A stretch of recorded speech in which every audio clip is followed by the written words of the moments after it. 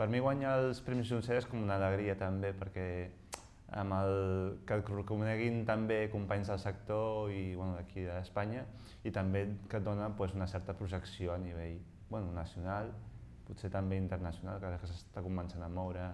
bastant el Juncera. Principalment és això. El llibre que va guanyar és el llibre del Largo de las Cosas, que és un llibre que vaig fer amb una escriptora, María José Ferrada, de Xile, i amb l'editorial Buen Paso. L'encàrrec va sorgir a partir d'un text que em va passar l'editora, Ariadna, de la María José, i de fet jo no la coneixia fins que després d'un any ens vam trobar, ella va veure les il·lustracions, el llibre ja estava fet i va venir a presentar el llibre aquí a Barcelona. Ara mateix estic fent uns ventalls que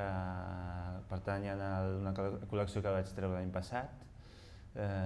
fent projectes propis i després algun llibre nou amb l'escriptora del Árbol de las Cosas i del llibre anterior, de l'Invasió Marciana, i sempre fent projectes així propis i algun encàrrec. Des que vaig acabar l'escola, això fa uns anys, sí que et trobes amb la situació del mercat, que és una mica complicat, i sí que és una mica difícil trobar l'equilibri entre el que tu vols fer i el que t'exigeix una mica una editorial en concret. Jo sempre intento seguir amb el mateix llenguatge,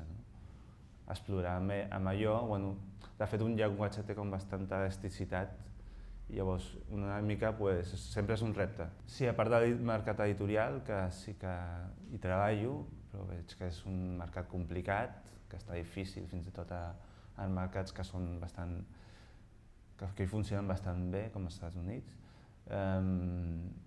Intento diversificar una mica la feina,